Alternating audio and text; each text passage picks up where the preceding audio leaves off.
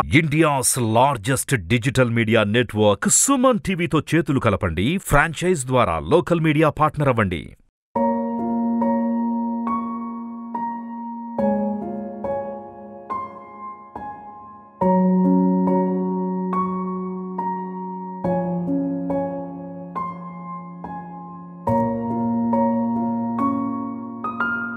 నవమాసాలు మోసి కని పెంచి పెద్దవాళ్ళని చేసి ప్రయోజకులుగా మార్చిన తల్లిదండ్రులను జీవిత చరమాంకంలో ఎంతమంది పిల్లలు సరిగా చూస్తున్నారో తెలుసా?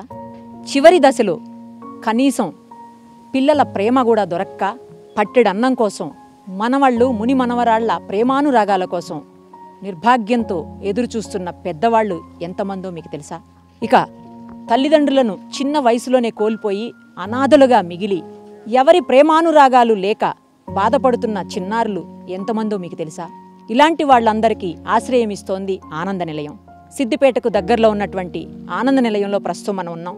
అక్కడ ఉన్నటువంటి పెద్దవాళ్లతోటి పిల్లలతోటి అందరితో మాట్లాడదాం. వాళ్ళ సాధక బాధకాలేంటో వాళ్ళ మాటల్లోనే విందాం. మనకు చేతనైన సాయం చేద్దాం.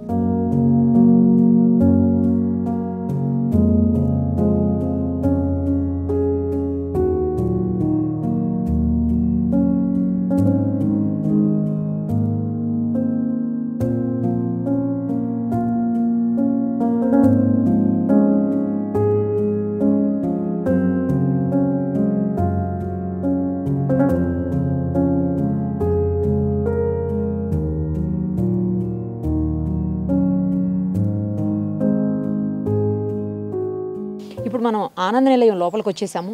ఇక్కడ ఒక పెద్దావిడ కూర్చుని ఉన్నారు సింగిల్గా. ఎందుకు కూర్చుని ఉన్నారు, ఎందుకు ఇక్కడికి ఆవిడ రావాల్సి వచ్చింది, అవన్నీ కూడా ఆమెతో మాట్లాడి తెలుసుకుందాం. నమస్తే అండి, ఎలా ఉన్నారు? నిజం చెప్పాలంటే నాకు బాగాలేదు. నేను బాధతోనే ఉన్నాను. అంటే ఆశ్రమం వల్ల కాదమ్మా. ఇక్కడ ఆనంద నిలయం అంటే నిజంగా ఆనందానికి నిలయమే ఇది. అది చెప్పటానికి లేదు. మమ్మల్ని బాగా చూసుకుంటున్నారు, చక్కగా మందులు అవి ఇస్తుంటారు. అన్నీ ఇక ఒకటని చెప్పటానికి స్పెషలిటీస్ అన్నీ మాకు ఏమేమి కావాలో డాక్టర్స్ వస్తారు, బీపీ షుగర్లు చూస్తారు, మందులు ఇస్తుంటారు. అప్పుడప్పుడు దాతలు వచ్చి భోజనాలు పెడుతూ ఫ్రూట్స్ అవన్నీ కూడా ఇస్తూ ఉంటారు. ఇక ఆశ్రమం గురించి చెప్పాలంటే ఏది బ్యాడ్గా చెప్పటానికి అసలు లేదు. రమణాచారి గారి పుణ్యం అంట మాకు అన్ని మంచి సౌకర్యాలే జరుగుతున్నాయి. ఇలాంటి ఆశ్రమాలు నేను ఏమనుకోకండి, మళ్ళీ మళ్ళీ పుట్టకొక్కుల్లాగా ఆశ్రమాలు పెరుగుతున్నాయి. కానీ ఆశ్రమాలు పెరగకూడదు అని నేను చెప్తాను.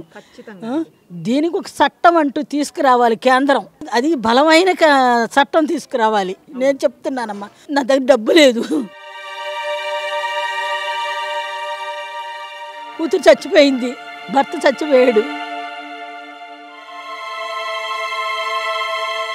68 సంవత్సరాలు నాకు. నన్ను తోసేసి ఇక్కడ పారేసేసారు. నాకంటూ ఇష్టం లేదు, చెప్తున్నాను కదమ్మా. నాకు ఆశ్రమాలు ఇష్టం లేదు. నాకు ఒక రూమ్ చూసి పెట్టేయండి. కానీ నన్ను చాలా బాధలు పెట్టింది మా కోడలు మట్టుగా.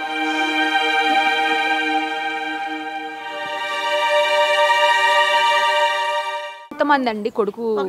కొడుకేనమ్మా. కనీసం మీ కొడుకు కూడా చూడండి సరిగ్గా. మా కొడుకు చాలా మంచోడు. అవునా? అసలు బ్యాడ్ నేమ్ చెప్పటానికి నాకేమీ లేదు. కానీ ఆవిడ ఆధీనంలోకి తీసేసుకుందాన్ని. చచ్చిపోతానంటది. అసలు మొదట్లో బాగానే ఉన్నారండి. మొదటంతా నేనే కదా అంతా మెయింటైన్ చేసేదంతా, వంట చేసేదంతా. వాళ్ళిద్దరు ఉద్యోగాలకు వెళ్ళిపోతారు, పిల్లలిద్దరు స్కూల్కి వెళ్ళిపోతారు. మొత్తం అంతా నేనే. అంతా బాగా ఉంది. నువ్వు తిన్నావు, అది పెట్టావు, వాళ్ళకి ఇచ్చేసావు, వీళ్ళకి ఇచ్చావు అని ఏమీ అనదు. మరి ఎందుకు తేడా వచ్చింది? ఆవిడ ఉద్యోగం మానేసేసింది. మానేసి నన్ను ఇక నా అవసరం లేదు. 5 నెలలప్పుడు 2 పిల్లలను తీసుకొని వచ్చింది. నేనే పెంచాను, పెద్ద చేశాను. ఒకళ్ళు 7th వచ్చారు, ఒకళ్ళు 5th వచ్చేసారు. ఇక నా అవసరం తీరిపోయింది. 2 సంవత్సరాలైంది. ఇంట్లోకి రానివ్వట్లేదు. ఇంట్లోకి వస్తే ఆవిడ చచ్చిపోతుందంట. నేనేం చేశానని? నా కొడుకు లేకోకుండా ఆవిడ వచ్చిందా? నా కొడుకుంటేనే కదా. నన్ను మట్టి తీసుకొని వెళ్ళిపోమనండి. వాళ్ళ ఇంట్లోనే పెట్టుకోవాలని చెప్పండి. నేను ఇంకెక్కడ ఉండను కూడా. నాకు అసలు ఇక్కడ మనశ్శాంతి లేదు. నాకు చాలా బాధపడుతున్నాను. ఆస్తులు లేవా అమ్మ మీకు? ఒక 55 లక్షలు పెట్టుకొని ఆ అమ్మాయి కొనుక్కుంది. వాళ్ళ అమ్మగారు ఇచ్చారు డబ్బులు. ఆ ఇల్లు కట్టడమే నాకు దరిద్రం పట్టింది. ఇది నా ఇల్లు నా ఇల్లు నా ఇల్లు, నా ఇంట్లోంచి వెళ్ళిపో అంటుంది. వాడికన్నా తెలియవద్దా మా అమ్మ ఎక్కడికి వెళ్తుంది? మరి వాళ్ళ అమ్మ వాళ్ళందరూ చెల్లెళ్ళు అందరూ వచ్చి అందరూ చక్కగా ఉంటారే, నేను ఒక్కదాన్ని ఎక్కువైపోయానా? నా ముఖం అంత అసహ్యంగా ఉందంట. నన్ను చూస్తే వాళ్ళకంట బీపీ పెరిగిపోతుందంట. నన్ను చూస్తున్నంతలోనే అంత బీపీ పెరగాల్సిన వాళ్ళకి హార్ట్ అటాకులు వచ్చి పడిపోతారంట, చచ్చిపోతారంట మొగుడు పిల్లలు. నన్ను చూస్తుంటే నేను అంత ఇదిగా ఉన్నాను. నేనే పెంచాను కదమ్మా, నేనే పెద్దదాన్ని చేశాను కదమ్మా. తిన్నామో తినలేదో, నేను పాలిస్తే పెద్ద అయ్యాడు, నా పొట్టలోంచి వస్తే పెద్ద అయ్యాడు, నా బ్లడ్లోనే ఆడు బ్లడ్ తీసేయగలడా, నా బ్లడ్ బయటికి లాగలడా? చెప్పండి మీరేను. నాకు కూతురు ఉంది, చచ్చిపోయిందమ్మా. మాది -ప్లేస్ విజయవాడ, చచ్చిపోయింది. అది ఉంటే నాకు అసలు ఈ తిప్పలు ఉండేవి కాదు, నేను అక్కడికే వెళ్ళిపోయేదాన్ని. ఆస్తి లేకపోవడం నా పాపమా? డబ్బు లేకపోవడం నా పాపమా? చెప్పండి. షుగరు, బీపీ, గ్యాస్, ఆస్మా అన్నీ ఉన్నాయి నాకు. ఇక ఎక్కడ పని చేసుకొని బ్రతకగలనా? నేను పని చేయలేను, వంట ఒక్కటే చేయగలను నేను. ఇక్కడికి ఎలా వచ్చారండి ఆనంద నిలయానికి? ఆనంద నిలయానికి అపోలో హాస్పిటల్లో ఒక డాక్టర్ గారు అని ఫిజియోథెరపీ డాక్టర్ గారు ఉన్నారు, చారి. మా కోళ్ళ కూడా అక్కడే చేసేది అపోలో హాస్పిటల్లో. వాళ్ళ ఫ్రెండ్స్ అనమాట. ఆ అబ్బాయికి ఫోన్ చేసి ఈవిడ్ని ఎక్కడన్నీ ఆశ్రమంలోని చూసి పెట్టేసే అని అన్నారు. ఆ అబ్బాయి తీసుకొచ్చేసి ఇక్కడ పడేశాడు. మాట్లాడతాడు, ఏంటి వాళ్ళిద్దరు సుఖంగా ఉండొద్దా? వాళ్ళని ఎందుకు నువ్వు బాధ పెడుతున్నావు? నీ వయసు అయిపోయిందిగా, నువ్వు వెళ్ళిపోయాక అని చెప్పాడమ్మా. నేను ఎవరిని బాధ పెట్టట్లేదు బాబు, నాకు ఒక రూమ్ చూసి పెట్టమంటున్నాను, నేను ఉంటాను. నాకు ఆశ్రమాల్లో ఇష్టం లేదు, ఎందుకు ఫస్ట్ నుంచి నాకు ఇష్టం లేదు అని అన్నాను నేను. అయినా కూడా నువ్వు అక్కడికి వెళ్ళాల్సిందే, లేదంటే హాస్టల్లో పారేస్తాను అని అన్నారు. హాస్టల్ కన్నా ఆశ్రమమే మేలు కదమ్మా అనేసి నేను ఇక్కడికి వచ్చేసాను. దీనికి ఒక చట్టం తీసుకురావాలమ్మ. ఏ కొడుకు కూడా ఇలాంటివి చెయ్యకూడదు. ప్రతి ఒక్క కొడుక్కి చెప్తున్నాను. దీని వెనకాల వాళ్ళ భార్యలు వాళ్ళ అమ్మలే ఉన్నారు. భార్య చెప్పుకోవాలిగా, మా అమ్మ ఒక్కదాయే ఉంది, మా అమ్మకి ఎవరు లేరు, మా అమ్మ తప్పితే నాకు మా అమ్మే ఉంది కాబట్టి మా అమ్మ నా దగ్గరే ఉంటుందని చెప్పాలి కదా.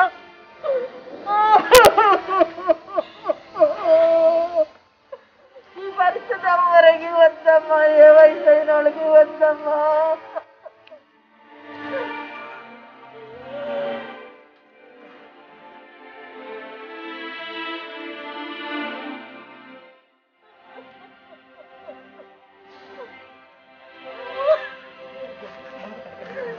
చూశారు కదా ఒక తల్లి ఆవేదనను. రాగానే మమ్మల్ని ఆవిడ పలకరించారు. ఇక్కడ ఎంత బాగానో నవ్వుతూ మమ్మల్ని మాట్లాడిస్తుంటే అబ్బా ఎంత ఆనందంగా ఉన్నారో అనిపించింది. కానీ ఆ నవ్వు వెనక, ఆ ఆనందం వెనక ఎంతటి విషాదం ఉందో ఇప్పుడు అర్థమైంది. ఆవిడ చివరి కోరిక ఒక్కటి కోరుకుంటున్నారు, తన మనవళ్ళతోటి ఆమెను ఉండనీయమని, కొడుకు కోడలతో కలిసి ఉండాలని చెప్పి.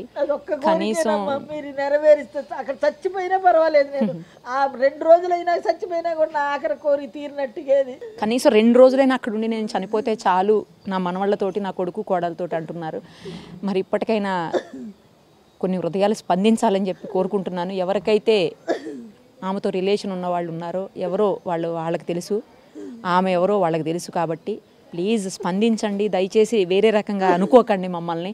ఆవిడ తల్లి ఆవేదనని మేము మీ దగ్గరికి తీసుకొస్తున్నాం తప్పించి వేరే ఉద్దేశం అయితే ఇందులో మాకు లేదు. Please understand.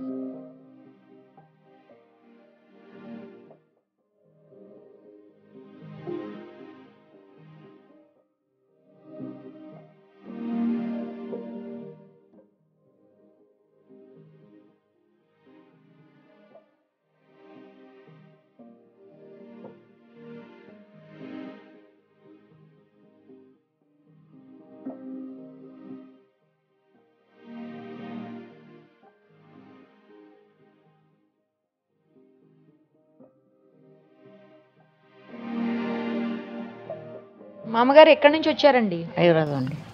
హైదరాబాద్ నుంచా? పిల్లలు ఉన్నారా? కొడుకు ఏం చేస్తారు? ఏం చేయడు, ఇంట్లోనే ఉంటాడు. కాళ్ళ సీకులు టక్కరైంది, ఇంట్లోనే వాడికి ఒక కొడుకు ఉంటే చనిపోయాడు. బిడ్డ ఇంటికాడ ఉంటుంది. ఇద్దరు తీసుకొచ్చి ఇక్కడ సెటిల్ చేసి ఇక్కడ వదిలిపెట్టారా తీసుకొచ్చి? ఎందుకని? ఒట్టికి బిడ్డ మన బిడ్డ అయితే అల్లుడు మనడైతేరా ఎంత ఇచ్చినా ఇవ్వకున్నా కారు నా చిన్న కొడుకు నా చిన్న బిడ్డ ఉంటే ఇంక ఇక్కడికి ఎందుకు వస్తుంది? పెద్ద అయినకు సీకులు ఉన్నాయి ఇంట్లో టక్కరైంది. నాకు పెద్ద కొడుకు నాడు చూస్తే భార్య గుళ్ళు కదా, నేను పని చేయకపోతే నేను కూర్చుంటాను టీవీ కాడ, నువ్వు వంట చేయంటది. నాకు శక్తి లేదు బిడ్డ, నిలబడి వంట చేయాలంటే శక్తి లేదు. ఏదో ఎగలేక నా కొడుకు ఇక్కడ ఉంచిండు తీసుకొచ్చి. ఏ బాధ లేదు, ఇక్కడ ఉంటున్నాం, ఇంత పెడుతుంది తింటున్నాం, ఏదో అన్ని మనసు నింపుకొని ఉంటున్నా బిడ్డ. మీకు అందరికీ చెప్తున్నా కొడుకుల తిరగా అదే బాధ. ఈడ కూర్చుంటా కొంచెంసేపు కొద్దిగా భజన అవుతాడు కోతాం, వస్తలేడనేది చూస్తున్న కొడుకు రాకపోయాను, కొట్టుకోదాము. ఎదురు చూస్తూ ఉన్నారు మీ అబ్బాయి కోసం.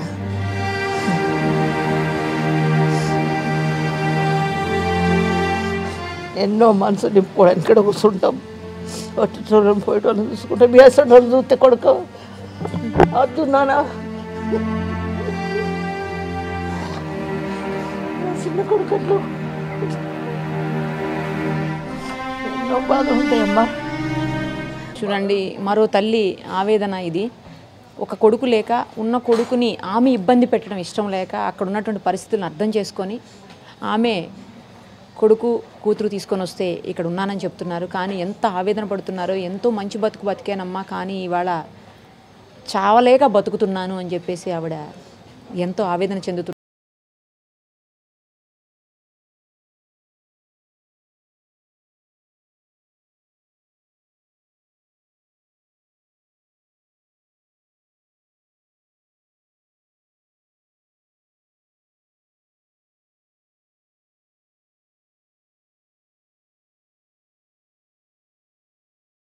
ఎక్కడి నుంచి వచ్చారు తాతగారు? చిన్న కృష్ణాపురం. ఎవరు తీసుకొచ్చారు? మనవలు, మా అన్న కొడుకులు. పిల్లలు లేరు. పిల్లలు లేరా మీకు? ఎవరు లేరు. భార్య చనిపోయింది. మరి ఒకవేళ మీ అన్న కొడుకులు వచ్చి తీసుకపోతే పోతారా మీరు మళ్ళీ వాళ్ళతోటి? రారు. రారా? ఎవరిని వసతి వాళ్ళు చూసుకుంటారు. మనకి ఎంత స్థలం ఏళ్ళపదిగా నాకు వచ్చే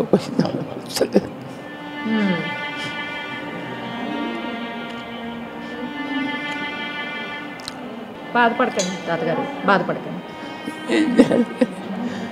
ఎవరి దిక్కు లేకుండా అయిపోయింది, బతికే అయిపోయింది.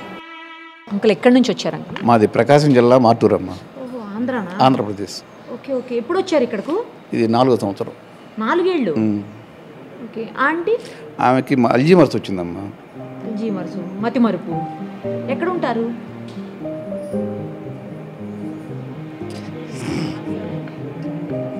ఎక్కడ ఉంటారు? లేరా?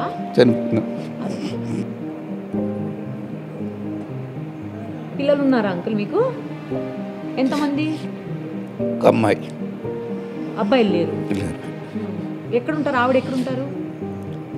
నిజామాబాద్. ఇక్కడేనా? మరి బిడ్డ దగ్గర ఉండే అవకాశం లేదా మీకు? స్వతంత్రంగా బతికిన వాళ్ళము ఒకరు ఉండాలంటే ఉండలేమమ్మా. అట్లా మనవరాలు యుఎస్లో ఉంటుందమ్మా. అమ్మాయి మనవరాలు కానీ అల్లుడు కానీ అందరూ మంచివాళ్ళే, అందరూ మంచివాళ్ళు. కానీ నేనే ఉండలేకపోతున్నా అట్లా. ఏ ఊరు అంకుల్? గోదావరికని. గోదావరికని. ఎప్పుడు వచ్చారు ఇక్కడకు? 4 సంవత్సరాలు అవుతుంది. పిల్లలు ఉన్నారా? 2 కొడుకులు 2 బిడ్డలు. మా ఆవిడ జరిగిపోయి 21 సంవత్సరం అవుతుంది. చనిపోయారా? మరి మీరు ఒక్కరు ఎందుకని వాళ్ళతో ఎవరితో ఉండకుండా అంతమంది పిల్లలు ఉన్నా మీరు ఇక్కడ ఉన్నారు? అప్పుడు 2 అమ్మాయిలకు పెళ్ళిళ్ళు అయినాయి, అత్తవారి ఇళ్ళకి వెళ్ళిపోయినారు. 2 అబ్బాయిలకు కాలేదు. అయితే 6 సంవత్సరాల తర్వాత పెద్ద అబ్బాయికి అయింది. ఆ తర్వాత 3 సంవత్సరాలకు చిన్న అబ్బాయికి అయింది. ఇక నాకే ఉండబుద్ది కాక ఇటేరికి వచ్చినావు. పెళ్ళిళ్ళు అయినాక వచ్చేసారు, ఇక అంతవరకు కలిసే ఉన్నారు.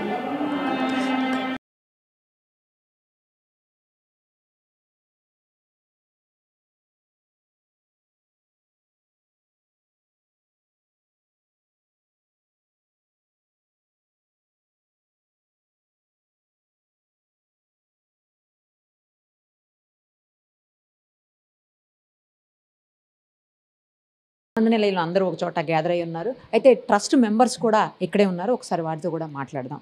నమస్తే అండి. ఎలా వచ్చింది అండి ఈ ఆనంద నిలయాన్ని పెట్టాలి అన్న ఆలోచన ఎలా వచ్చింది అసలు మీకు? ఎంతమంది ఉన్నారు ఇప్పుడు ఇక్కడ? మానవ సేవే మాధవ సేవ అనేది మొదటి నుంచి మన భారతీయులు ఆచరిస్తున్న వ్యవహారం. ఇందులో మన చేతనైనంత మనం సేవ చేద్దామనే ఆలోచనతోనే కొందరు విద్యావంతులైన మాలాంటి వాళ్ళం అందరం తరచూ కలుసుకుంటున్న వాళ్ళం. మాలో కొందరికి ఇటువంటిది పెట్టాలనే ఆలోచన కలిగింది. దాని పరిణామమే ఇది.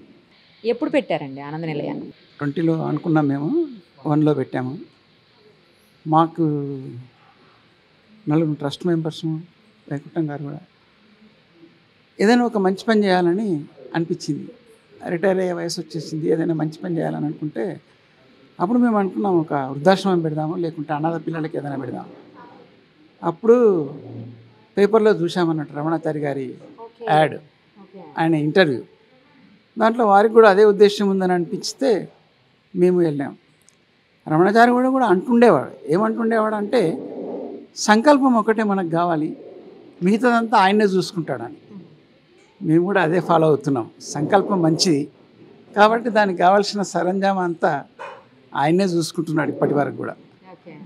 అదే ఫాలో. రమణాచారి గారి దగ్గరికి వెళ్ళి మాట్లాడారా మీరు? మాట్లాడాము. ఆయన మా క్లాస్మేట్, అంటే మా అందరికీ కంటెంపరీ అతను, సిద్దిపేట అతను కాబట్టి.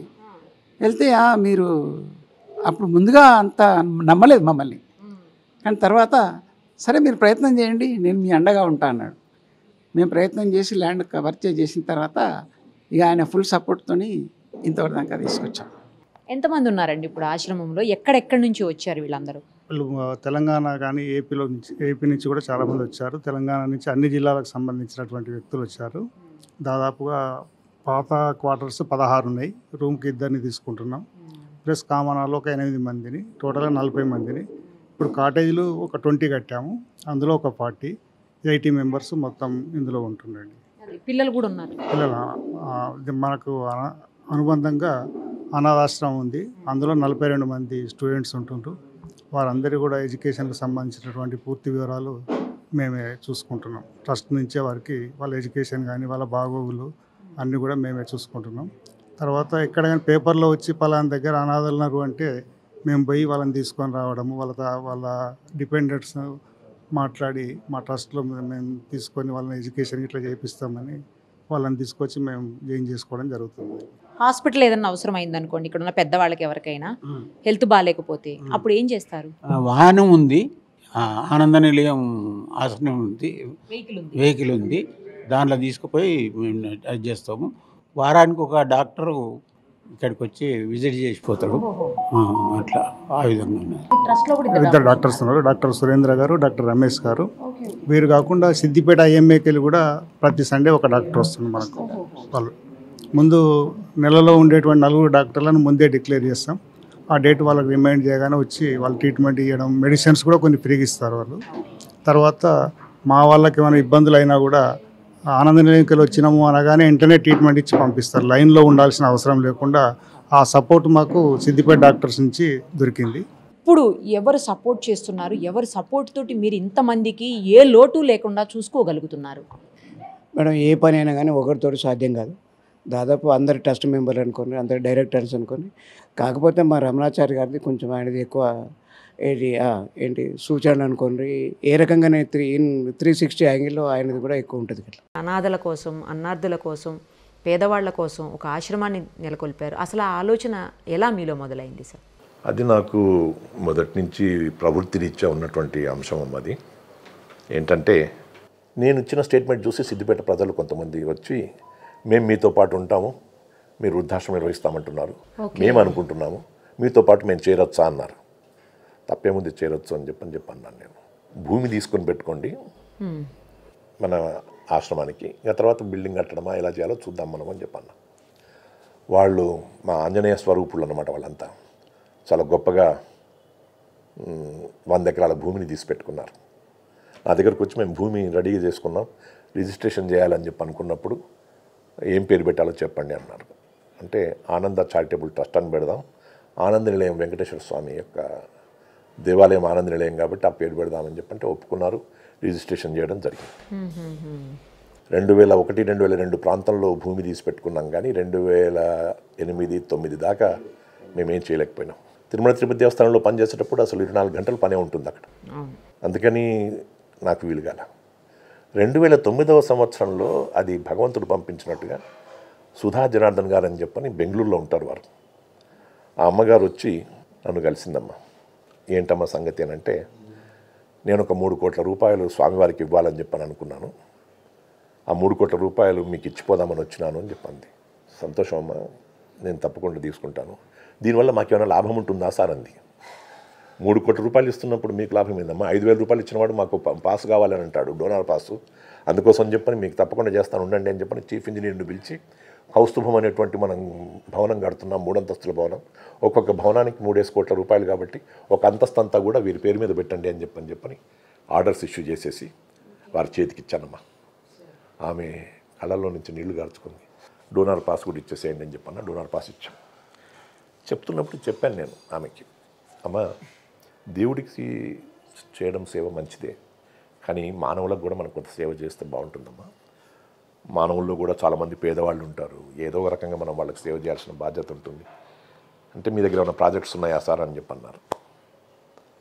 అంటే ఉందమ్మా, నేను ఒక వృద్ధాశ్రమం నిర్వహించాలని చెప్పి అనుకుంటున్నాను. ఎంత అవుతుంది సార్ ఆ ప్రాజెక్టు అని చెప్పంటే, 1 కోటి రూపాయల దాకా అని అనుకుంటున్నాను తల్లి అని అన్నాను. నేను ఒక 50 లక్షల రూపాయలు ఇస్తానని చెప్పని చెక్కు తీసుకొని 25 లక్షల రూపాయలు ఇచ్చేసిందమ్మా. ఇంకో 25 లక్షల రూపాయలు నేను ప్రాజెక్ట్ కంప్లీట్ కాగానే ఇస్తాను సార్ అని చెప్పింది. ఆనంద నిలయం ప్రాజెక్టుకి అంకురార్పణ చేసి ఇప్పుడు మీరు చూసినటువంటి ఆ భవనాన్ని నిర్మించడం మొదలైంది. అమ్మ కళ్ళల్లో నుంచి అవి ఆనంద బాష్పాల అమ్మ, లేకపోతే ఆ రోజులు గుర్తు తెచ్చుకుని మీరు అంతే కదమ్మా. ఆయన చేసిన పనులు, ఏ పని చేసినా నాకు ఆయనతోనే ముఖ్యమమ్మా. మా దేవతమ్మ మాకు ఆ ఆశ్రమానికి మొట్టమొదటి పెట్టడం అంటే ఎంత కష్టమో. Correct correct. ఆమె నిర్ణయం చేసుకొని ఆ నిర్ణయాన్ని సార్ దృష్టికి తీసుకొచ్చి సార్ చేయడం వల్ల అంటే చాలా బాగా డెవలప్ అయిందమ్మా అది. అమ్మ మీరు వెళ్తుంటారా వాళ్ళతో? ఎప్పుడన్నా ఇంటరాక్ట్ అయినప్పుడు ఏం మాట్లాడుతుంటారమ్మా వాళ్ళు మీతో? అమ్మ వాళ్ళు వెళ్ళినప్పుడు మీకు అంత బాగుందా అని మొట్టమొదటి ప్రశ్న నేను వేసేది. మీరు టైంకు అన్ని మెడిసిన్స్ ఇవ్వడం కానీ, వాళ్ళు వారానికి ఒకసారి వస్తారు డాక్టర్స్, చూస్తున్నారా అని మొట్టమొదటి అడుగుతాను. ఆరోగ్యంగా ఉన్నారా ఇవి అడిగి, మీకు సరైన భోజనం ఉందా లేదా అని అడిగి అందరినీ ఒక్కొక్క రూమ్కి వెళ్ళి పరామర్శించి వెళ్తుంటారు. లోపల వెళ్ళి ఒక్కొక్కసారి కూర్చుంటారు. అక్కడికి వెళ్ళి కూడా ఉంటారంట మీరు? నాకు అది కూడా ఆశ్చర్యం అనిపించింది, మీరు అక్కడే ఉంటారంట. అంటే అప్పుడప్పుడు ఉండాల్సి వస్తుందమ్మా, ఎందుకంటే వాళ్ళకి ఆ రకమైనటువంటి స్థైర్యం కలిగించడానికి కోసం చెప్పని, మాతో పాటు వారు కూడా ఉన్నారు అని చెప్పని, పిల్లలకు మంచి చదువు కావాలని చెప్పని చదువు కూడా అక్కడ బాలసదన పిల్లలకి చదివిపిస్తున్నామమ్మా. వీళ్ళకి కావాల్సినటువంటివన్నీ కూడా డాక్టర్స్ వచ్చి మెడిసిన్స్ ఇస్తామంటున్నారు, కానీ అన్ని సెల్ ఫోన్స్ వచ్చినాయి ఈ మధ్యకాలంలో. డాక్టర్స్తో వాళ్ళు సెల్ ఫోన్లలో మాట్లాడుకునేసేసి మేము వస్తాం డాక్టర్ గారు అని చెప్పంటే అక్కడ అంబులెన్స్ ఉంది, అందులో వెళ్తారు, చూసుకొని వస్తారు. సాధ్యమైనంత మేరకు అవకాశాలు బాగానే ఉన్నాయమ్మా వాళ్ళకందరికీ. ఆనంద నిలయం అలాగే ఆనందకరంగా ఉండాలని చెప్పని కోరుకుంటూ ఉంటాను. వాళ్ళ జీవితాల్లో ఆనందాన్ని కూడా నింపుతోంది సార్. మీరు ఏ ఉద్దేశంతో అయితే పెట్టారో ఆనంద నిలయం అనే పేరు, అది నిజంగానే ఆనంద నిలయంగా ఉంది అక్కడ. ఇలాంటి ఆశ్రమాలు అవసరం లేకుండా దయచేసి మన వంతు కృషి మనం కూడా చేద్దాము. అంటే మనలో మార్పు తెచ్చుకుందాము. ఎవరైతే తల్లిదండ్రుల్ని అసహించుకుంటున్నారో, ఎవరైతే వాళ్ళని దూరం పెడుతున్నారో, ఎవరైతే వాళ్ళని ఇబ్బందులకు గురి చేస్తున్నారో వాళ్ళందరినీ నేను రిక్వెస్ట్ చేస్తున్నాను, ప్లీజ్ అందరూ కూడా తల్లిదండ్రులని బాధ్యతగా చూసుకోవాలి. మన బాధ్యత అది. జన్మనిచ్చారు వాళ్ళు, అంతకంటే మనకు ఏం అవసరం లేదు, అది చాలు. మనం ఈ భూమి మీద వాళ్ళు ఇలా ఉన్నాము అంటే దానికి కారణం మన తల్లిదండ్రులే. అర్థం చేసుకొని వాళ్ళని మంచిగా చూసుకోండి. ఇది నా రిక్వెస్ట్. వాళ్ళ బాధలేంటో నేను చూశాను కాబట్టి చెప్తున్నాను. దయచేసి పేరెంట్స్ని గౌరవించండి, అలాగే వాళ్ళని జాగ్రత్తగా చూసుకోండి చివరి దశలో, ప్లీజ్.